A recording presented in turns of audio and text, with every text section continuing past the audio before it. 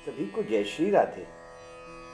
सर्वप्रथम इस वर्ष 2022 में कार्तिक मास की रमा एकादशी कब है, इसे लेकर लोग भ्रम में हैं कि रमा एकादशी 20 अक्टूबर को है या 21 अक्टूबर को है।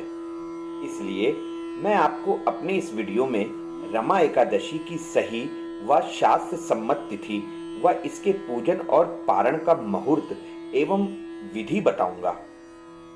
साथ ही इस व्रत की व्रत कथा भी सुनाऊंगा। पर पहले यदि आपने मेरा ये चैनल सब्सक्राइब नहीं किया है तो कृपया पहले मेरे चैनल को सब्सक्राइब कर दें और साथ ही बेल आइकन भी प्रेस कर दें।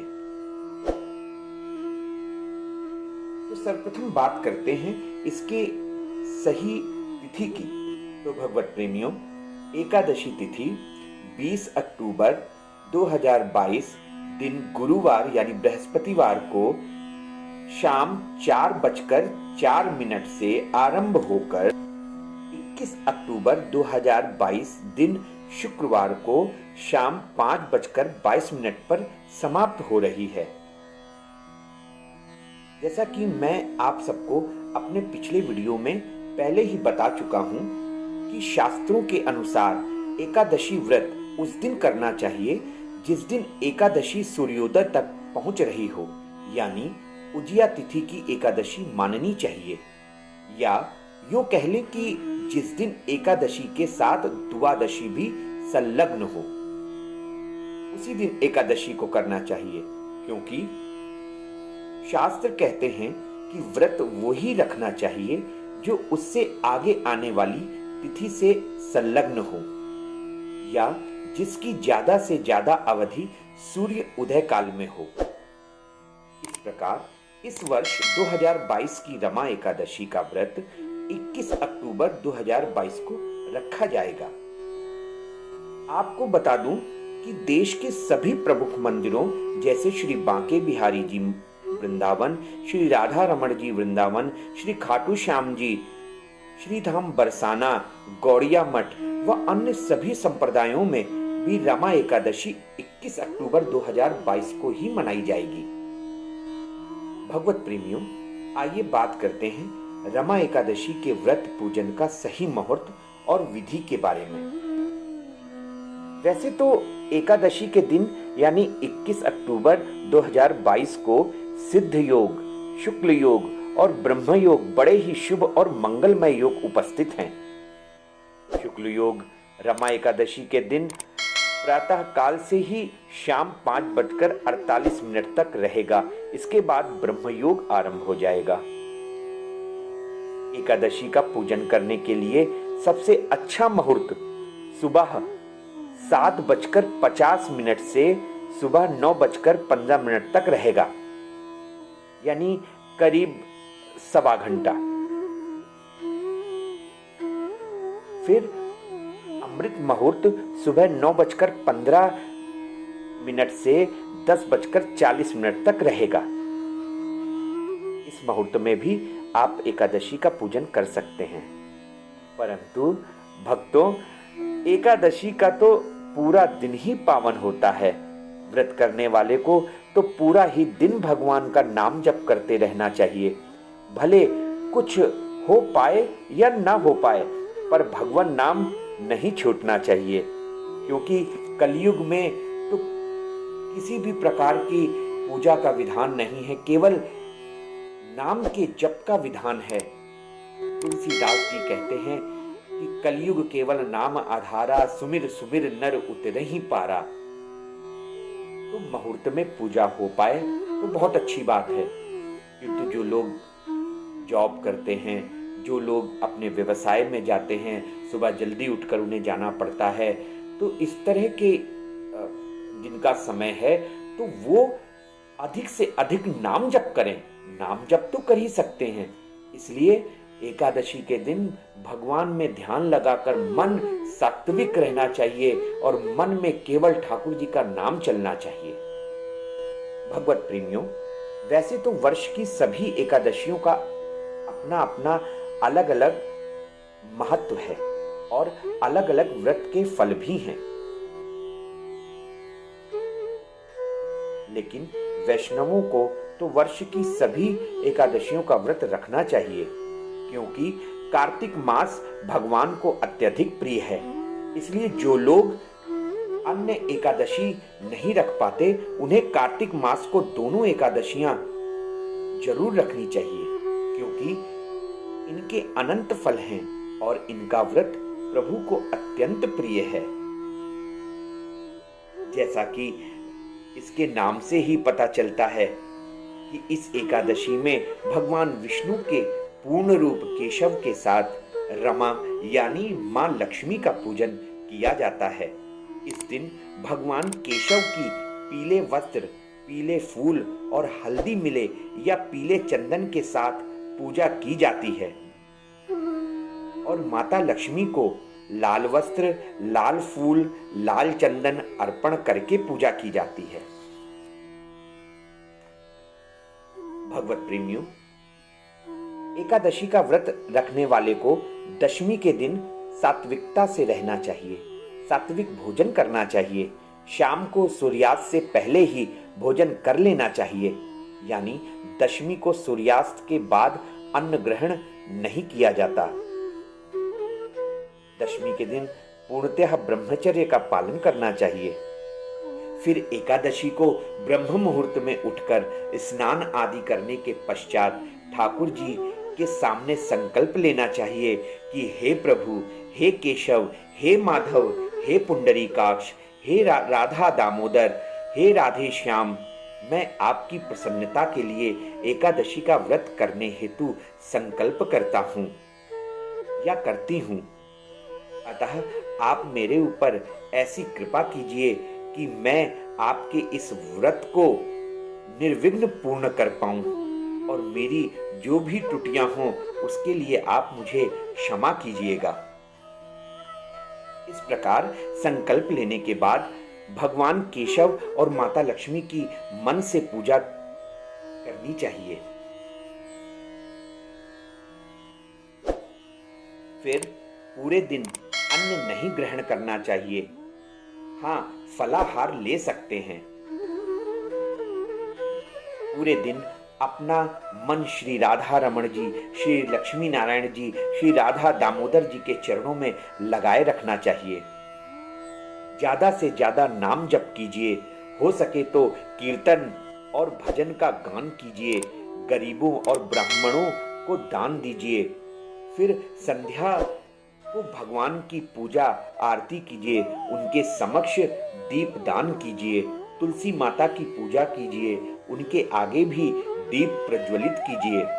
कथा श्रवण कीजिए और रात्रि जागरण कीजिए। एकादशी के दिन रात्रि जागरण करने वाले ठाकुर जी को अति प्रिय होते हैं। फिर द्वादशी को ब्रह्म मुहूर्त में ही उठकर नित्य क्रिया स्नान आदि करने के पश्चात पुनः श्री केशव जी के साथ लक्ष्मी जी की पूजा कीजिए। फिर ब्राह्मणों को भोजन कराइए। हो सके तो निर्धनों को उपयुक्त या यथासंभव दान दीजिए और उसके बाद उचित मुहूर्त में पारण कीजिए। भगवत प्रेमियों, आइए बात करते हैं पारण विधि और मुहूर्त की। तो इस वर्ष रमा एकादशी व्रत के पारण का शुभ मुहूर्त 22 अक्टूबर 2022 दिन शनिवार को प्रातः 6:26 से प्रातः 8:42 के बीच का है। व्रती को इस बीच पारण कर लेना चाहिए, क्योंकि ये शुभ मुहूर्त है। और अगर किसी कारणवश इस बीच पारण ना हो पाया तो वह द्वादशी समाप्त होने से पहले पारण कर लें।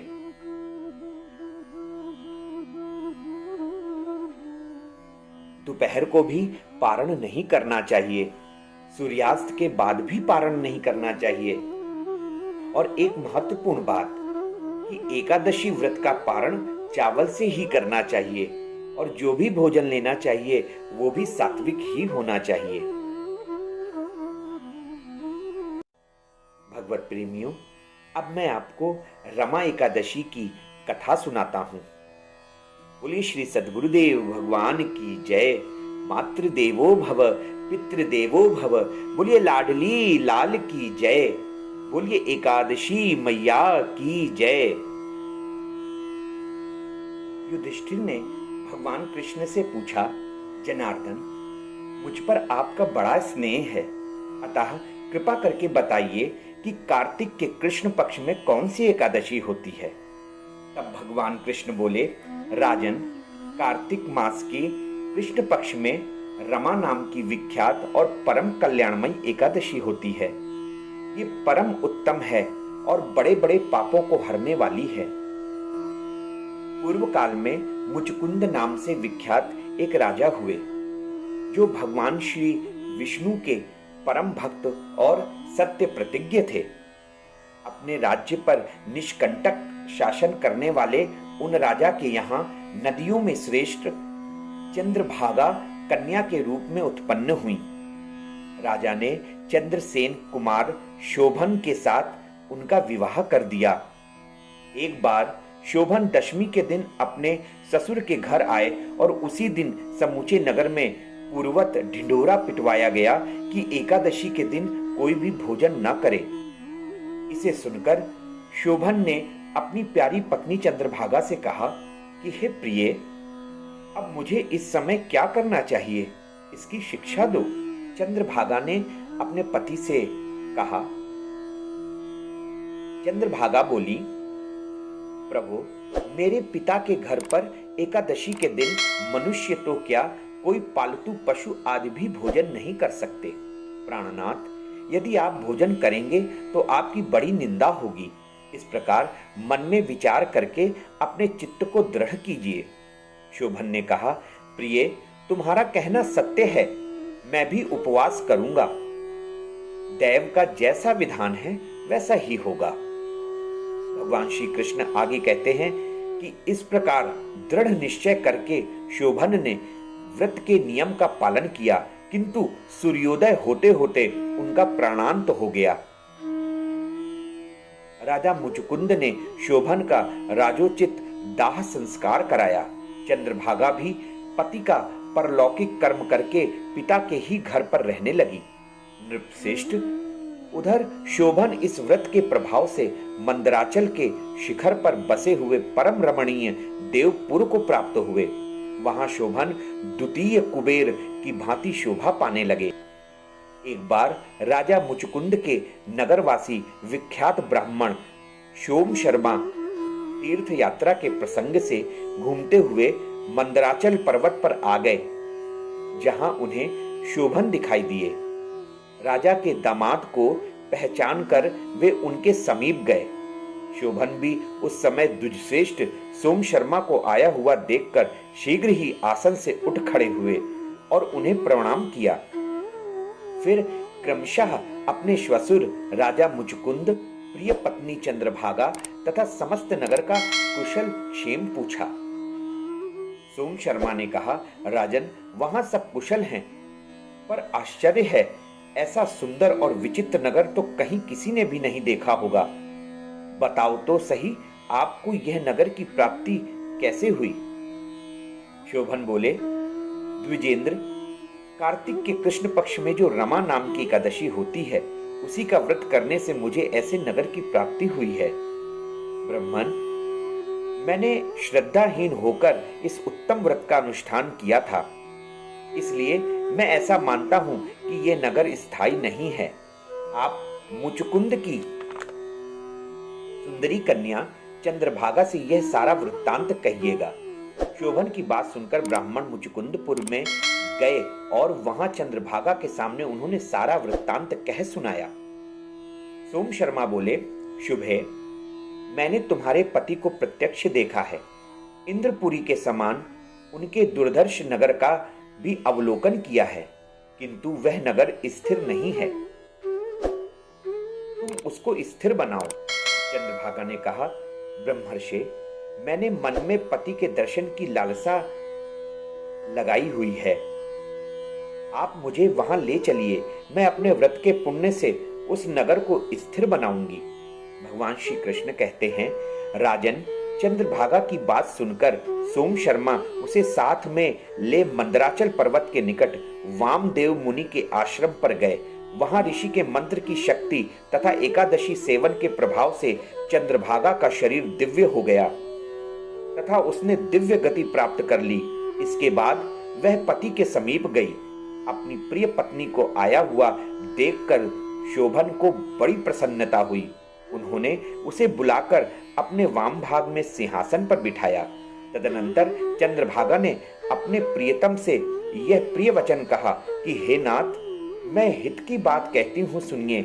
जब मैं 8 वर्ष से अधिक उम्र की हो गई, तब से लेकर आज तक मेरे द्वारा किए हुए एकादशी व्रत से जो पुण्य संचित हुए हैं, उनके प्रभाव से यह नगर कल्प के अंत तक स्थिर रहेगा तथा सब प्रकार के मनोवांछित वैभव से समृद्धशाली रहेगा। भगवान कृष्ण युधिष्ठिर से कहते हैं कि नृपश्रेष्ठ, इस प्रकार रमा एकादशी के व्रत के प्रभाव से चंद्रभागा दिव्य भोग, दिव्य रूप और दिव्य आभरणों से विभूषित हो अपने पति के साथ मंदराचल के शिखर पर विहार करती है। राजन, मैंने तुम्हारे समक्ष रमा नामक एकादशी का वर्णन किया है। यह चिंतामणि तथा कामधेनु के समान सब मनोरथों को पूर्ण करने वाली है। बोलिए एकादशी मैया की जय। भगवत प्रेमियों,